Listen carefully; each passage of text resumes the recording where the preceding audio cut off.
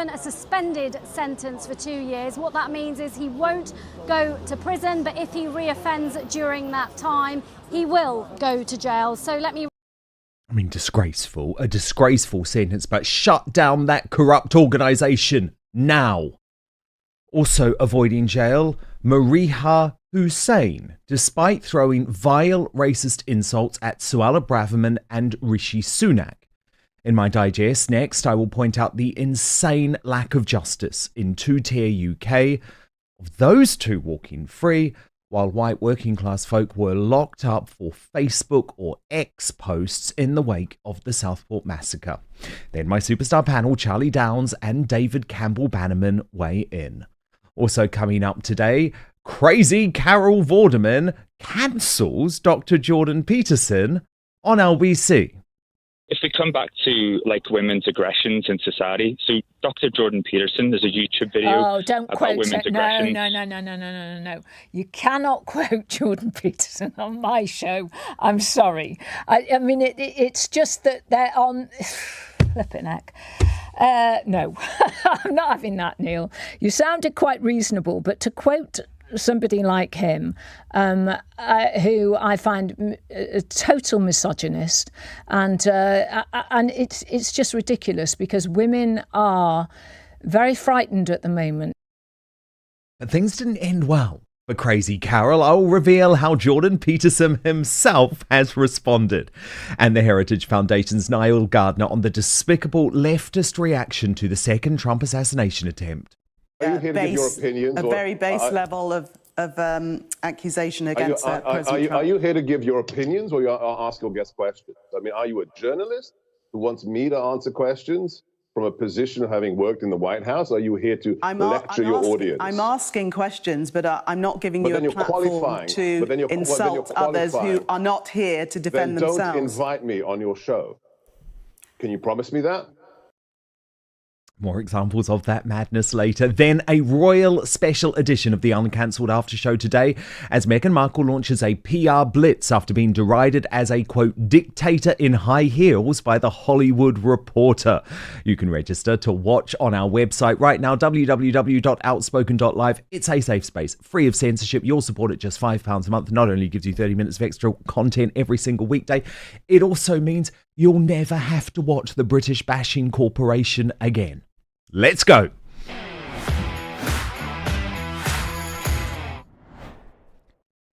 How many more paedophiles will be allowed to survive and indeed thrive at the BBC before we say enough? Shut down this corrupt and jaded organisation that shames Britain. Huw Edwards, Star News announcer who announced the death of the late Queen, wasn't the first.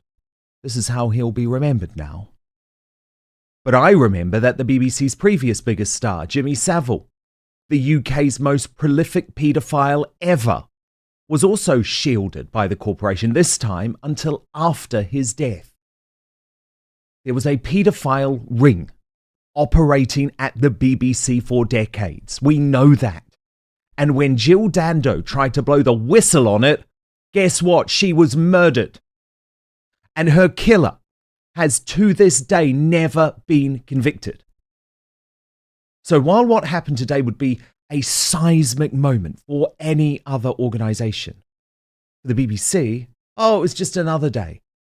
As its flagship 1 p.m. bulletin, hosted many times by Edwards himself in the past, kicked off with breaking news about themselves. Today at 1, Huw Edwards has just been given a suspended 6-month prison sentence for making indecent photographs of children as young as 7. Police have released this picture of the former BBC presenter after he was charged. Westminster Magistrates Court heard this morning he paid hundreds of pounds to a convicted paedophile after being sent pornographic images. His barrister said Huw Edwards is truly sorry and knows he has betrayed people's trust and faith. Yes, after a morning in court over the last few moments, we've just heard that 63-year-old Huw Edwards has been given a 6-month jail sentence, suspended for 2 years with a requirement to complete a sex offender programme. We'll have more details from the court in the programme. Also, now, if the BBC was a private company, it would be shuttered by now, finished, over, done with. It should be. Can we stop kidding ourselves, please, that we should be proud of this degenerate organisation? I mean, of course, the BBC has already been pumping out its own propaganda, like this from its media editor, Katie Razzle, today, assuring us Edwards is the criminal, not the BBC, although some suspect he is being used as a way to bash the corporation for ideological reasons.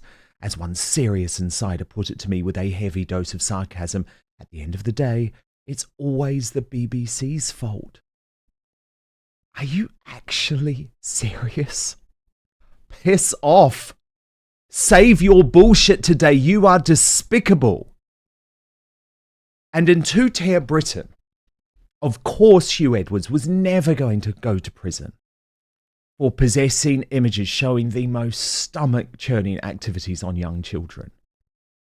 But under our truly skewed justice system, Julie Sweeney, the grandmother of 3 and pensioner carer for her husband, and Lucy Connolly, the housewife of a Conservative councillor, are rotting behind bars as we speak for sending one Facebook and one X post respectfully in the wake of the Southport massacre. Please, someone make that make sense. Well, it doesn't. And that's why I want to share with you this very human reaction from Lalani Dowdeen, our superstar panellist who will be here tomorrow. I don't have children, but I think they are the most important things in the world. They are the most important things. So when someone has pictures of children being raped and then they don't spend a single day in jail, I don't understand how that's justice. And I'm really upset because, like I said, I think children are the most important things in the world. And I'm angry, and that's why I'm crying. I'm so angry because it's frustration, and it's like, what can we do? What can we do about it? When we don't have a justice system, when they'll lock people, like you go out and you protest and you get angry or you make threats against paedophiles, they'll come and lock you up. They'll come and lock you up for saying something. There are people sitting in jail because of Facebook posts right now. Like literally sitting in jail for 2 years, 3 years. Some of the people that follow me. And this fucking guy has got off, and the people that sent him, the person that sent him the pictures has got off. Are we going to protect the children? I feel your pain and your anger and disgust, Alani. I'm sure millions more do across Britain. Thank you for that honesty. Meanwhile, in two-tier UK, it's now acceptable to be racist, as long as you are a non-white person racially attacking another non-white person. Follow me on this, because it is the sickening conclusion after Marieha Hussein from High Wycombe was cleared after holding this sign at a pro-Palestinian rally, branding Suella Braverman and Rishi Sunak as coconuts. This is what happened according to Channel 4. For these protesters, Marieha Hussein is a symbol of free speech. The former teacher had been charged with committing a racially aggravated offence for her placard depicting Rishi Sunak and Suella Braverman as coconuts. But today in court, she was found not guilty. It goes without saying that this ordeal has been agonising for my family and I. Instead of enjoying my pregnancy, I've been vilified in the media, I've lost my career, I've been dragged through the court system in what can only be described as a politically motivated show trial.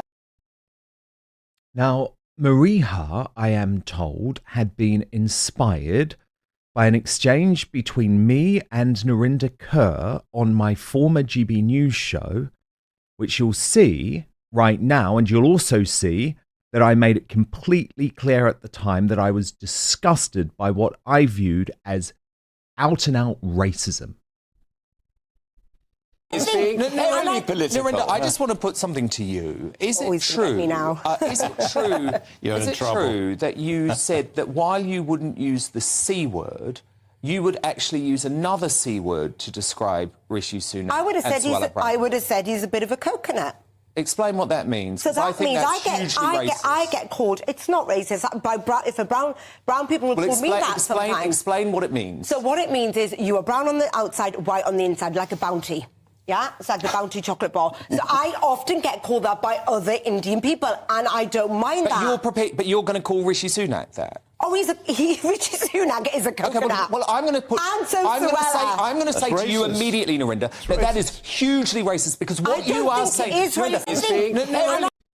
And sadly, after the ruling, that sort of language might now become commonplace, especially with the Conservative peer Baroness Wolsey immaturely celebrating the ruling by posting a picture of herself drinking from a coconut. Now, the Reform UK chairman, Zia Youssef, wasn't having any of that. He responded by saying, "So turns out being racist to Sunak and Braverman is not a crime. District Judge Vanessa Lloyd has effectively declared open season on ethnic minority politicians who reject far-left dogma. The left's real racism goes unpunished. Proof hate speech laws are a political weapon." And he added, referring to Wolsey, the former chair of the Conservative Party, celebrating the smearing of Sunak and Braverman as coconuts. She is still a Tory peer. What a farce of a party.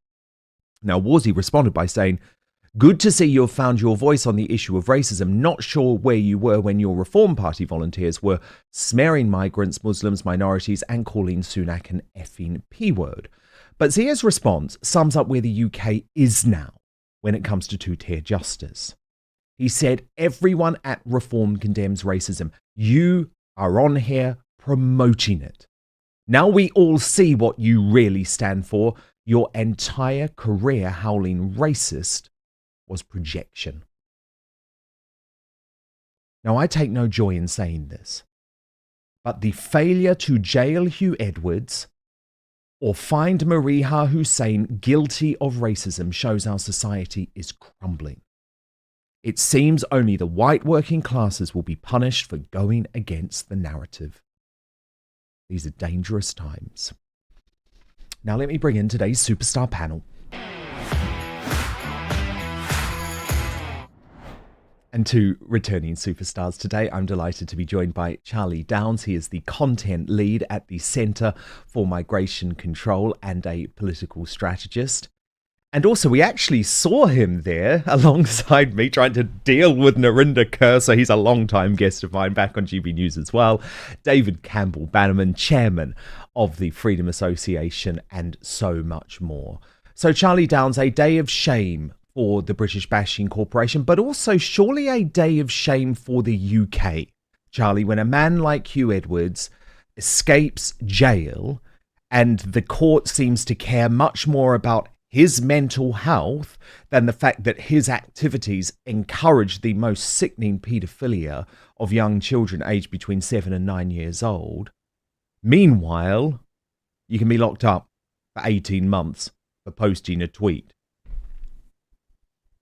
Yeah, well, if there's one thing that is abundantly clear now, and this, the whole thing of the two-tier policing has become quite mainstream and quite popular recently, but it's been the case for a long time, that the regime that governs Britain, from the Conservatives to this Labour one and earlier, the way that it operates, it doesn't operate on principles. The only principle that it operates on is power. It rewards its friends and it punishes its enemies. And that really at bottom is how all politics works. It's just our system is particularly explicit in that, because, who else do we know who have essentially gotten away with the worst sorts of crimes, paedophilia, rape, and so on for years? Well, it's the grooming gangs up and down the country. And why is that the case? It's because, in the most perverse possible way, the power structure that governs us views that group, i.e. immigrants, as clients and as political friends and as being worthy of protection. Whereas the white native population of Britain is viewed as an enemy, which is why you see white working class people locked up for Facebook posts, but elite, high-level, state-adjacent figures like Huw Edwards essentially getting off scot-free. And at the same time, you see people of the lowest order, people who are not from Britain who have come here and raped young girls, also get off scot-free. And it's because those people belong to the same category, which is they are friends or clients of the power structure. Yeah, I totally agree. Very, very terrifying, isn't it, David Campbell Bannerman? But David, what about the BBC's response today? How dare they, on a day of shame for that organisation, be publishing a piece trying to say, oh, this is just going to be used by people like me for ideological reasons? I mean, if this was a company, they would be closed long ago, David. I remember their moral outrage when I was working at the News of the World, for example, which was shuttered over phone hacking. Now, how does the BBC continue to get off scot-free when clearly it has a major problem with paedophilia? Well, you make a good point, Dan, and I think it's the way the BBC is managed or not managed, actually. I don't know who really runs it. I think the chairman kind of floats above it, really, and his team, and does other things. It's the editorial control, I think, is the big problem. They did report today, Huw Edwards. I mean, he got category A charges against him, which is 7 counts of penetrative sex of someone who was 7 to 9 aged. I mean, that is really appalling. And is this a light sentence? It does seem to be honest. And this is the face of the BBC News, of course, for many years. So that's outrageous. But I would say what is really outrageous is the Rotherham sex scandal. You know, there was no reporting in this depth last week about the charges into that. And this has been ignored and overlooked. And there is some very odd decision making going on about what we're allowed to see and what we're not allowed to see, and the depth of reporting behind it, which really does need investigating. I mean, investigating, because it is scandalous. Yeah, and when it came to the so-called rioters, and I say so-called rioters, by the way, because there's still a lot about these riots which is emerging, like, for example, the Asian man who we found out last week was actually posing as a white man to stoke up lots of the conflict in Southport. So I say so-called riots, but the BBC and other mainstream media organisations, Charlie Downs, was lining up to cover them being jailed for, in some cases, up to 9 years. Yeah, I mean, it's not surprising because, again, the BBC is marketed as being an unbiased and neutral media outlet, but they aren't. And everyone has known that for a great many years at this point. I heard just today, actually, I was sitting listening to BBC News for my sins, and they were covering Keir Starmer visiting Italy and speaking to Giorgia Meloni. And before they even started the story, they made sure to note that Giorgia Meloni has links to fascist organizations and in her youth was involved with neo-fascist groups and this sort of thing. And it's like, well, you know, you don't sort of note that, for example, someone like Keir Starmer was involved in essentially communist activism when he was a young man.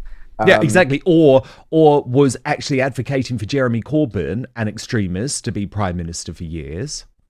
Exactly. And that is because, once again, the power structure that governs us, and the BBC and the entire media actually is part of that power structure, exists to punish its enemies and reward its friends. And Keir Starmer and the Labour government and Huw Edwards and all the rest of these people all belong to that category. Mm-hmm. Are part of the globalist establishment, aren't they, David? Yeah, can I just say on that? I mean, you've got people like Ed Miliband, whose father, Ralph, and we weren't allowed to mention the fact, you know, the father was a Marxist professor and all of this, who actually swore allegiance before Karl Marx in Highgate Cemetery.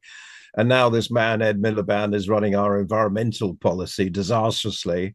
And David Miliband is running the Red Cross internationally. So, I mean, I think it's relevant, the background to the decision making. Of course. And it was interesting, wasn't it, today, that all of a sudden Huw Edwards decided that his father was relevant. His dead father apparently was the reason behind his conviction. How despicable is that? How cretinous is that? And of course, we saw the mental health card played again. And magistrate gave it a lot of stock. Now, David, there you were sitting alongside Narinder Kaur in that clip in my digest on GB News. Now, that was the first time that I had heard that term be used in that context, certainly on TV. You saw, and you probably remember, I was very shocked by it, and I scolded Narinder. But it seems to have sparked some sort of acceptability, which now has been backed up by this court ruling that it's completely okay for leftists to attack other non-white ethnic minorities for being on the right of politics. And I just think it's out and out racism, but the courts don't agree. Well, I think it is racist, and you were right to call her out on the sofa. I was sitting next to her on the sofa. I mean, it's a very abusive term, and it's derogatory to white people, isn't it? Because you're white on the inside. You're really a white person, which is, of course, a bad thing in their book. And I put it on a par of, the N-word is used quite openly, but only amongst certain communities that are allowed to use it. And if white people use it, they get into serious trouble. It's a horrible word that no one should use. So there are double standards. It's sort of two-tier racism is arising here. And, no, it is. Baraswazi was a disgrace, and she's still a Tory peer. And frankly, the whip should have a serious talk about that. I think that is outrageous. Well, she should be out. She should be out. But look, there's lots of two-tier rubbish going on when it comes to politics, and especially when it comes to this new Labour government, which is immediately proving itself to be, I would argue, highly corrupt and also highly unpopular. So what we've seen is these revelations that Lord Ali, the very, very rich Labour donor and peer, who we already knew was getting special access to number 10 Downing Street in the wake of Starmer's election, is now donating tens of thousands of pounds in order to dress Lady Starmer, Keir Starmer's wife. Now, it feels like she was taking the piss out of us all today, because in the wake of these revelations this morning, remember, this is a woman who has claimed for a long time, I don't want to be in the spotlight. She turned up at a fashion show for London Fashion Week at something called the Edeline Lee Fashion Show. I mean, the front of that.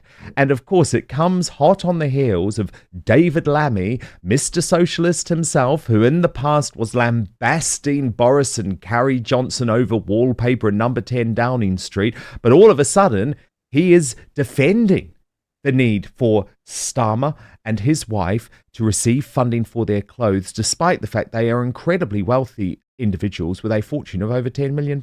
Watch this pathetic explanation. I recognise that, but I also recognise that in our country, there isn't a budget for the Prime Minister's clothes or his wife's clothes. In some countries, there's a substantial budget. I've just come back from America, where there is a substantial budget to ensure that the US President and the First Lady, their appearance can never be challenged. That is not the case in our country.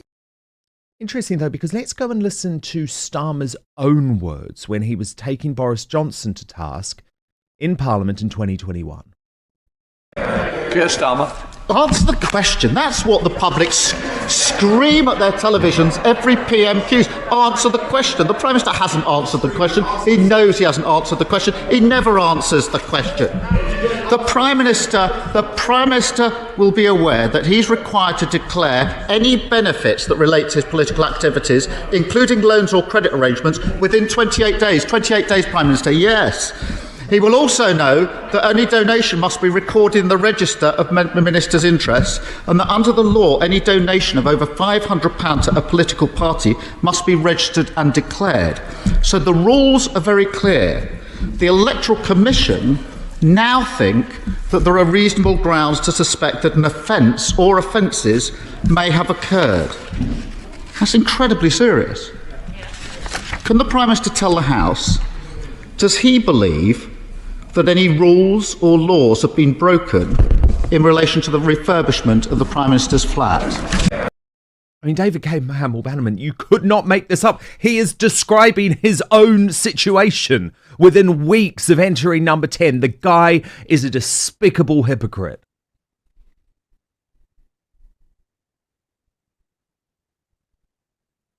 David Campbell Bannerman, can you hear me? Oh, I think we've lost him. Charlie Downs, do you want to take that on? Yeah, sure.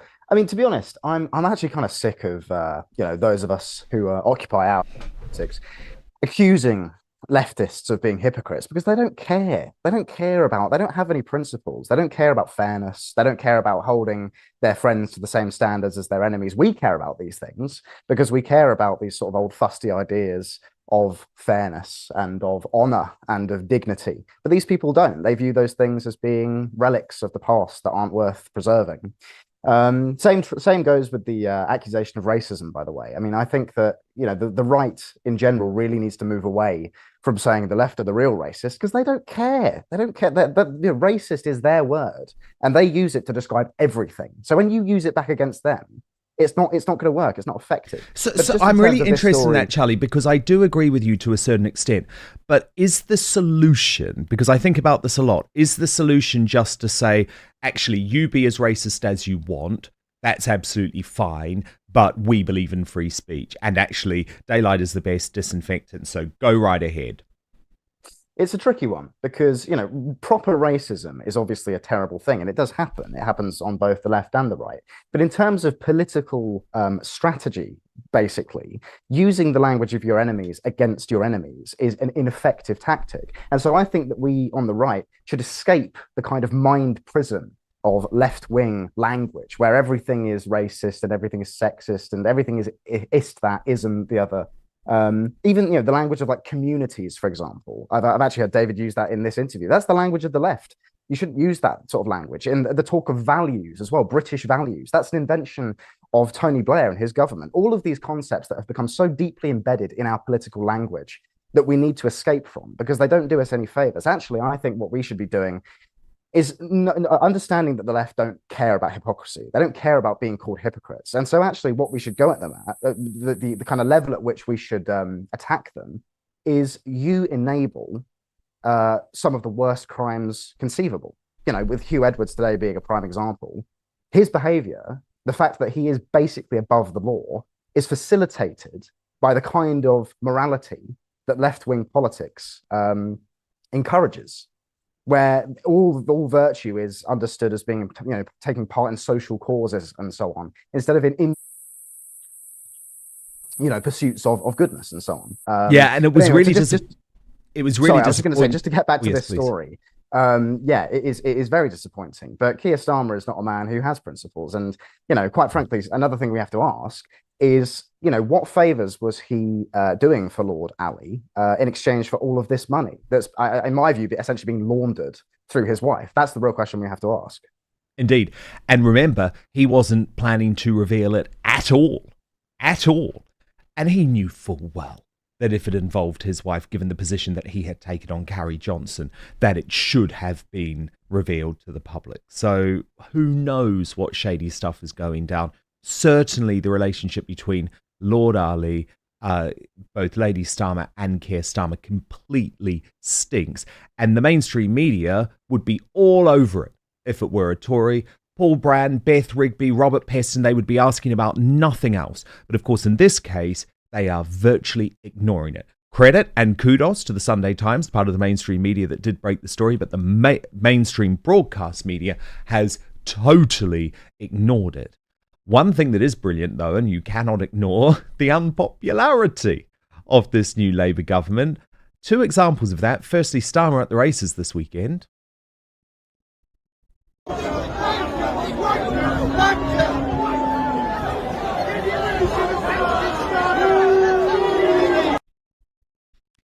And then Alex Baker, the MP.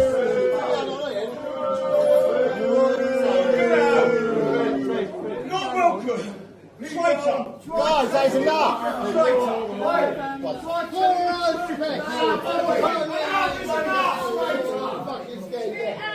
Rush more people first. Now, that was in a local pub. She posted on X following that event going viral. It's disappointing some people feel it's okay to behave like this, especially when they see me out for lunch with my young family. I'll always be ready to discuss the issues that matter most to my neighbours, but this behaviour gets us nowhere and I will not be intimidated. So Charlie Downs, where do you stand on that reaction to Alex Baker? Should she have been left alone, or do her constituents have a right to be furious? I'm kind of in two minds. I mean, I yearn for a time where politics was more respectful and dignified than this. But on the other hand, an important piece of context to understand in this particular case is the fact that where this MP was, Rushmore, 1 in 4 people are immigrants. And in Aldershot in particular, which is a town that I used to live very near to and that I went to many times, 50% of that town is white British. This is one of the places that's at the forefront of the brunt and damage of mass immigration. And so these are people, the working class men and women in this pub will be people who are at the absolute, the razor's edge of the damage that's being done to Britain by the policies of mass immigration of consecutive governments. And so I don't blame them for feeling this way, for looking at the power structure that governs us, noting the fact that it seems to prioritize immigrants over the native British. And then when they express discontent, when they express a little bit of concern about that fact, they're thrown in prison. So, I don't blame these people for having this reaction, because what other recourse do they have? Yeah. Well, David Campbell Bannerman, great to have you back. I think we have you back. Can you hear us now? Excellent. I can hear you. I think that's a really fair point, isn't it? Because we're constantly told that we can't have the debate. So after the Southport massacre, now was not the time to have the debate about mass immigration. Starmer still is now saying, I'm not going to have the debate about mass immigration because that's just giving into the quote unquote far right. So actually, do we need to start fronting up our elected representatives in a peaceful manner? Of course, that always has to be the defining quality when we give this sort of advice. But where else are people able to express their complete discontent about being ignored? I think it's very dangerous, this, Dan, one doesn't condone violence on the streets, obviously, but the underlying issues, as Charlie has touched on, are very strong ones and justified at the scale of immigration. You can see it in the Republic of Ireland, that is actually getting very serious, very dangerous in parts. It's the same kind of issue. And in Italy, Starmer's there today.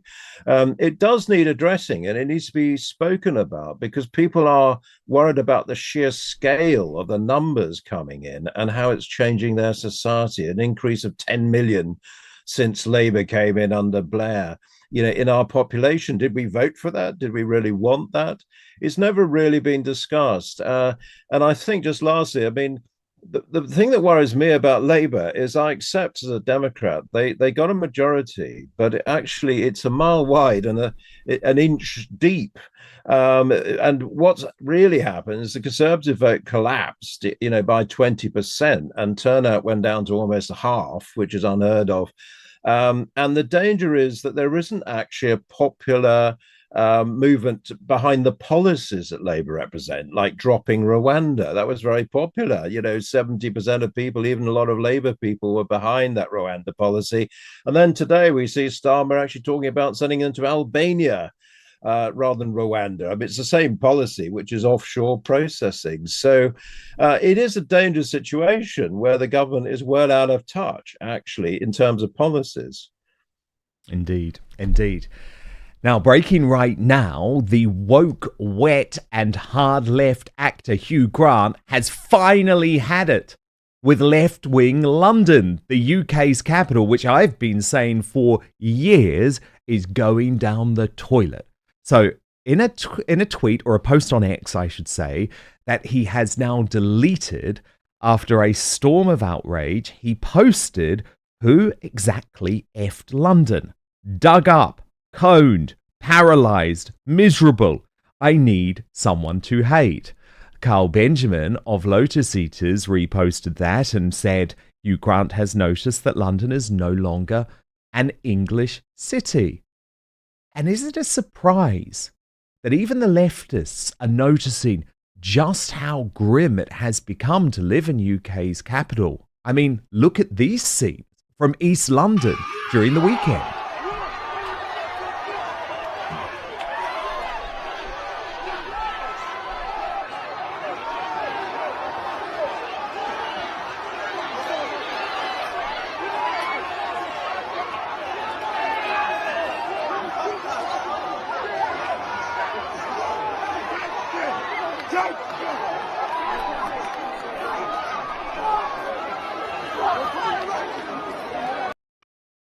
Now, of course, Hugh Grant is a very stupid man. Charlie Downs, a very stupid man, because he deleted the tweet because he didn't like the truth. And the truth was, it's your mates who have destroyed London. It's hard left rule, it's mass immigration, it's Sadiq Khan not dealing with crime because he's so concerned with Islamophobia or being accused of racism. But actually, it was very enlightening, wasn't it, that initial post? It is fascinating. I mean, Hugh Grant, in my mind, very much belongs to this time, essentially the kind of Blair years, you know, with Love Actually, where he was essentially playing Tony Blair. Yes. And to see somebody like him, who is so thoroughly embedded in that cultural and political kind of zeitgeist, waking up to the consequences of that political and cultural zeitgeist is really, really funny, if nothing else. But it does speak to a larger issue, which is that London, and I'm there all the time, unfortunately, London is visibly getting worse every single day. Every time I go there, I see, you know, it's as if it can't get any worse. And then it does, you know, homeless encampments, knife crime, you know, social housing being occupied by people who have arrived here in, you know, the last couple of years and so on. And all of it, you know, comes down to mass immigration, which in turn is a consequence of an elite class that we've had for the better part of 30 years who don't care about Britain and who don't listen to the concerns of the people of this country. And if we don't solve these problems, if we don't solve the primary problems of a broken political system and a terrible and damaging policy of mass immigration, you inevitably see the rise of secondary problems. This is something that Douglas Murray talks about all the time. Secondary problems like those scenes that we just saw, riots, violence, fighting. And the response of this government is to police the secondary problems, to crack down, to increase police presence and police power. And actually, that's just like treating the symptoms instead of the root cause of a disease. You know, we live in a sick society, and our elite class see fit to just, you know, keep patching up every single wound that appears without actually addressing the fact that our society is being attacked at its very roots. And my belief now is that unless something happens very, very quickly, unless this illness in our society is treated with some kind of emergency surgery, instead of this kind of incremental, pathetic, ineffective, you know, sort of treatment, then things are going to get really, really bad. I think that nothing less than a robust policy of essentially remigration will solve this. Very well put, Charlie. And in fact, what is so concerning, because if you're watching outside of London and thinking, this isn't going to impact me, I promise you, where London goes, the rest of the UK follows. And David Campbell Bannerman, I don't say this with any joy. I mean, I chose to make London my home 20 years ago. I loved this city. I was one of those people that thought I would never want to leave London. But it has become an absolutely miserable, broken place to live. I've been the victim of crime. I have had my phone stolen from me twice. I mean, when you live in a society, David, where you literally cannot get your phone out on the street because there is a high likelihood that it will be stolen out of your hand, when you cannot rely on the police to even attend your home once it's been burgled, that is surely the breakdown of society. Yeah, well, I agree, Dan. I mean, I used to have a place in Ealing, and I've left that actually a few years ago. Sensible. You know, and I could see London going down. It's very sad after over 21 years. And I think it's policing, particularly, or the lack of policing. The only time you see the police is speeding past you or ordering a curry, actually. That was my experience in Ealing. I think immigration is the big driver. It's just the sheer scale of change and the numbers that are causing this. I'm actually beginning to wonder whether Hugh Grant is preparing the ground to move out for tax reasons, actually. I mean, Charlie Mullins has gone. He was a great Remainer. And, he's protecting his tax. And remember, the Rolling Stones went abroad and the Bee Gees went abroad when Labour brought heavy taxation in the 70s. So it could be part of the big movement. We've lost, we're going on for about 10,000 millionaires leaving the country. Yeah, indeed. It is very worrying times, but great to have two big brains like you gentlemen to take us through it. Thank you so much to my superstar panel today, Charlie Downs and David Campbell Bannerman. I greatly appreciate it. Now, stand by because Nile Gardiner is up in just a moment and we're going to be revealing this classic fight between Carol Vorderman, who has just been completely embarrassed by the brilliant Dr. Jordan Peterson. So don't go anywhere. Back in just 1 minute. But first, it's the best time of year because football's back. We're talking Premier League in the UK and in the US, NFL Sundays and college football Saturdays. With that comes the glorious grind of fantasy football lineups, which is where your inner manager comes alive, setting the perfect fantasy roster, screaming at your TV, making last-minute waiver moves that either make you a hero or the person that everyone ridicules in the group chat, which is always me. But listen, while you're over here making sure your fantasy team is dialed in, don't let your personal grooming become the guy that gets left on the bench. Because let's be honest, no one wants to fumble their grooming routine. That's where Manscaped's Performance Package 5.0 Ultra comes in, acting as your all-in-one grooming playbook. From keeping things sharp down below with the Lawnmower 5.0 Ultra to taking care of those rogue ear and nose hairs with the Weed Whacker 2.0, this is the lineup that'll keep you looking and feeling like a champ on and off the field. It will help you feel clean, confident, and ready to dominate your fantasy league. The Lawnmower 5.0 Ultra Groin and Body Hair Trimmer is the franchise player of your grooming roster with precise trimming capabilities. It's reliable, efficient, and gets the job done without fumbling. Whether it's for date night, a weekend tailgate, or just everyday grooming, this is the tool you want on your squad. No one wants a surprise ear or nose hair making a guest appearance on game day, so the Weed Whacker 2.0, I love the name of that, handles these details like a pro, keeping you neat and ready to go. No missed tackles in your grooming game. The Performance Package 5.0 Ultra doesn't stop at grooming essentials. It also comes with 2 free gifts today. The Boxers 2.0 Midnight Bravo and the Shed 2.0 Toiletry Bag. Premium gear to ensure you're always ready for action, whether at home or on the road. So join the over 10 million men worldwide who trust Manscaped and get ready for kickoff by heading over to www.manscaped.com. Use the code Outspoken today for 20% off and free shipping. Trust me, you'll be drafting the real MVP of grooming this season. So let me just repeat, 20% off and free shipping with the code Outspoken at checkout. All you need to do is head to www.manscaped.com. Stay on top of your grooming game and be ready for anything the season throws your way. But now it's time for the uncancelled interview.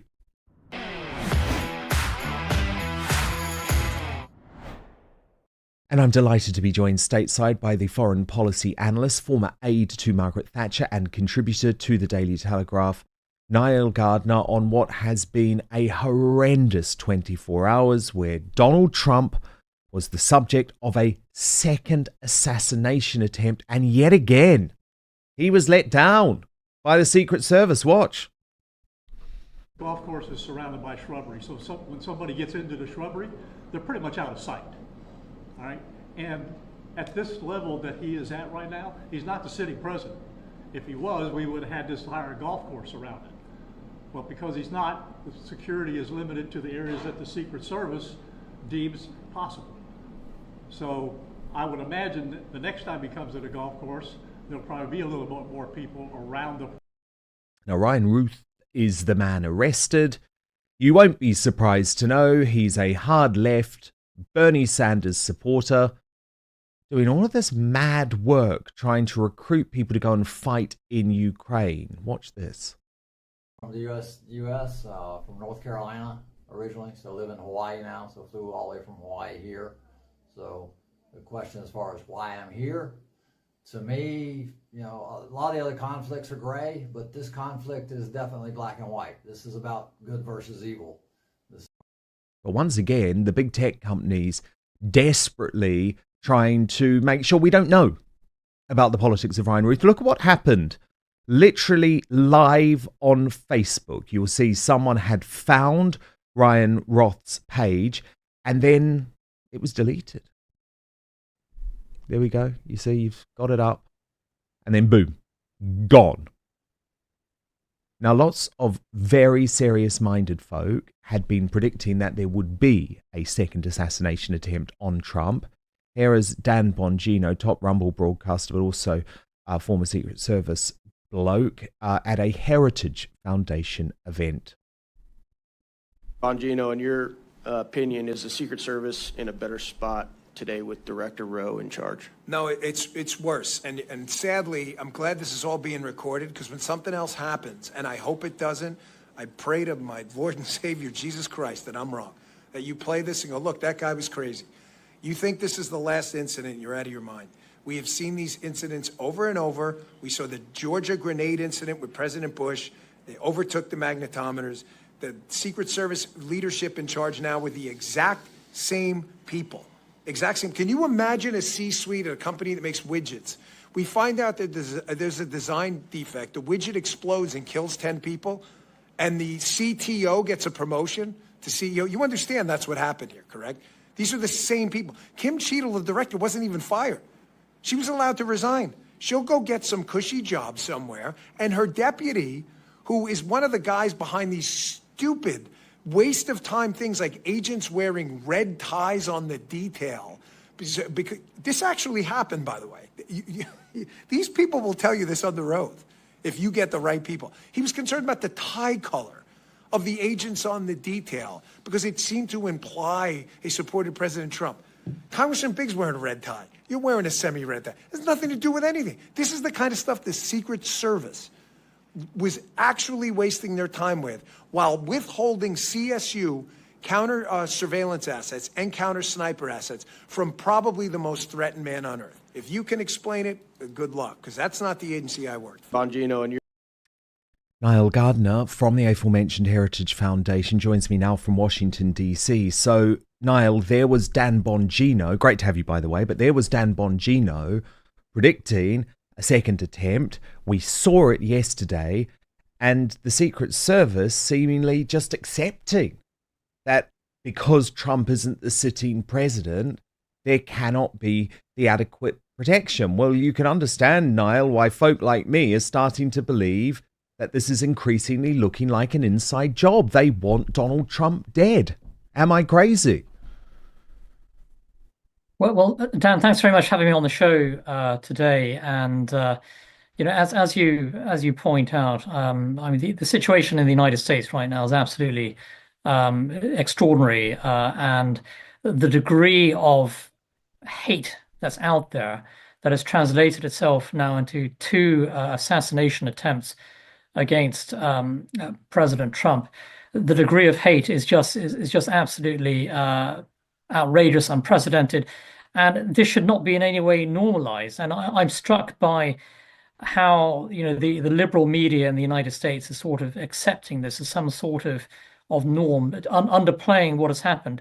This is the second attempt on Donald Trump's life in the last few weeks, and it's an incredibly dangerous situation that we have here in the US at this moment. And you also have some people on the left who are trying to minimize what is happening here. And this, of course, is a direct threat to democracy, to the rule of law, to everything America stands for. And we do have some individuals on the left who are sort of downplaying what's happening as though this isn't significant. And it's very, very sad to see this kind of response in some parts of the US media to what is happening here. Well, actually, Niall, I've got an example of that, which I want to show you, and I'll get you to react off the back. But this is the hard left MSNBC in the moments after the second assassination attempt, unbelievably trying to blame Trump. Watch this. supporters and say, let's take this down. We do not know, again, the source of any gunshot or gunshots. We don't know who's responsible for this. The whole thing has yet to be 100% confirmed from start to finish how this all played out. But do you expect to hear anything from the Trump campaign about toning down the rhetoric, toning down the violence, or would that be atypical of the former president? Well, Alex, remember back to the assassination attempt on President Trump's life and how, there was talk of a new tone, and then the Republican convention was, by Trumpian standards, muted. And it did seem like he was, just trying to take it down a few notches. But then by the end of his convention speech, we were kind of back to where we started. So, Nile, it was actually no better here in the UK. Just before I get you to respond, let me show you what happened when Sly News came head-to-head with Sebastian Gorka, the former Donald Trump advisor, last night. Don't accept that they are pleased that he is safe? I reject everything that comes out of their mendacious mouths. They are absolute liars and hacks who hate America and my former boss and anybody who believes in the idea of making America great again. Yes, they are liars. So you are saying that the President of the United States, Joe Biden, is lying when he says that he's relieved that Donald Trump is safe? That man doesn't even know what day of the week it is. He's a senile bag of oatmeal. Well, I think that's a...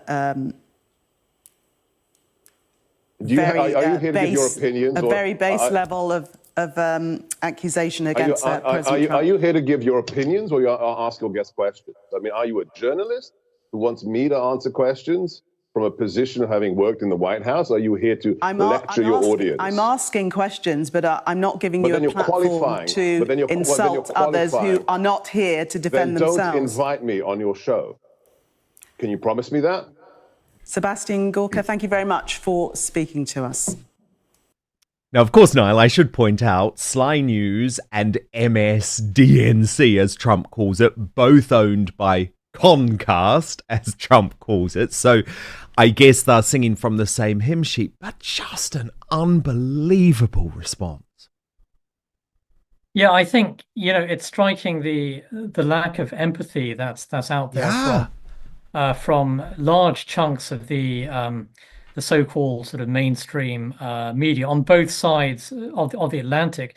This was a second assassination attempt here, and this is also an attack upon American democracy itself. But you listen to these liberal commentators, and they're barely taking this seriously, and they really do not express any kind of sympathy whatsoever for President Trump here. He's the victim of these assassination attempts, and yet the left trying to seemingly blame Donald Trump for attempts to take away his life. And this is a real sickness, I think, that is the heart of a lot of the media coverage right now of Donald Trump, actually. Vindictiveness, hate, and a clear lack of empathy, sympathy for a fellow human being. And we're seeing that from sections of the US and also British media as well. It's very sad to see. It's a damning indictment, I think, of the state of media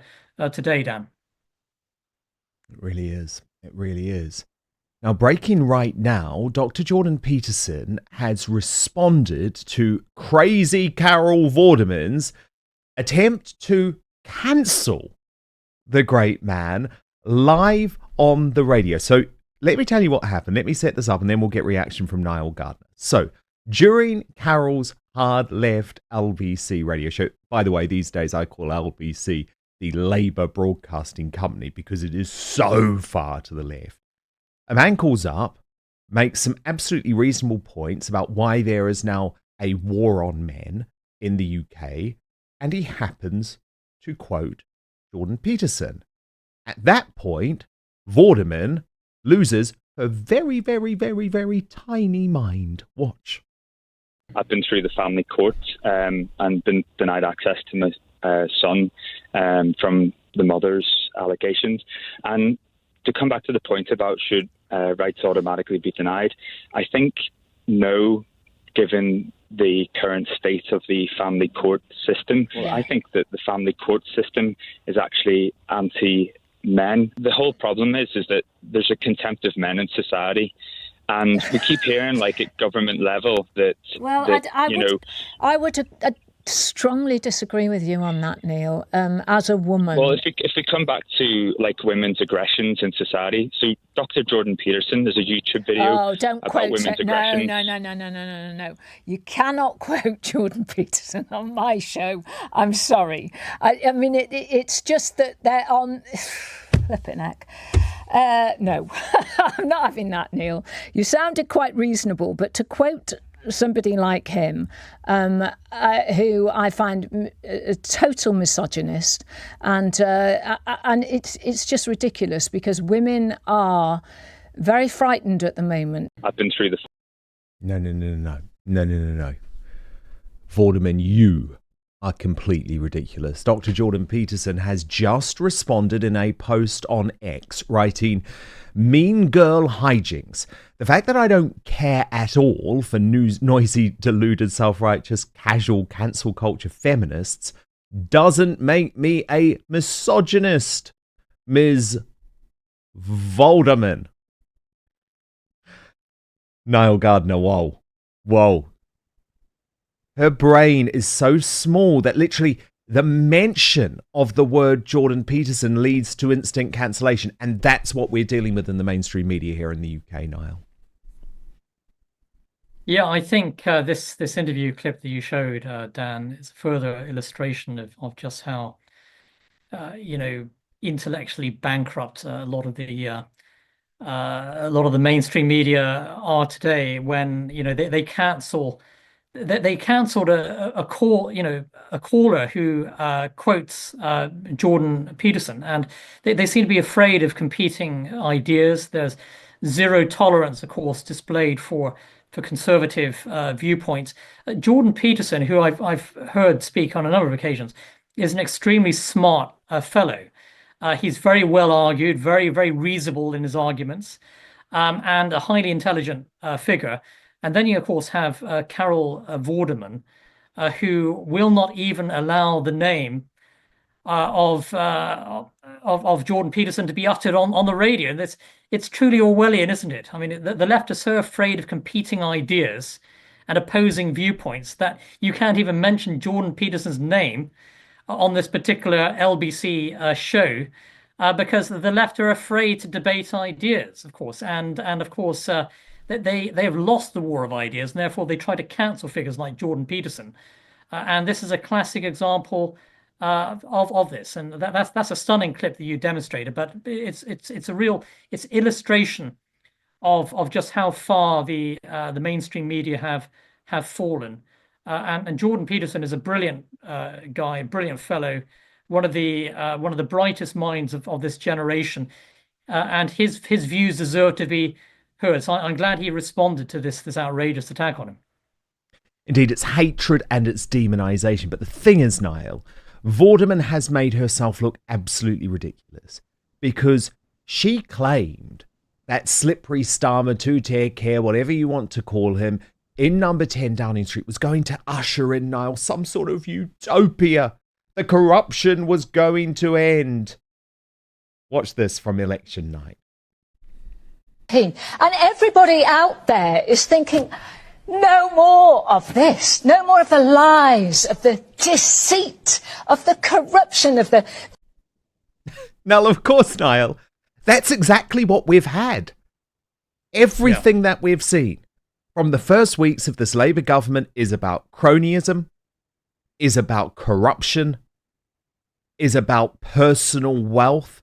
I mean, the fact that now Keir Starmer believes, by the way, Keir Starmer worth £10 million, believes that his wife should be funded to the tune of tens of thousands of pounds, and she is flaunting that new designer gear at a fashion show this morning. Does it not just show, Niall, they're all laughing at us? And actually, we should be laughing at Carol Vorderman because folk like you and folk like me warned what would happen when Labour got in.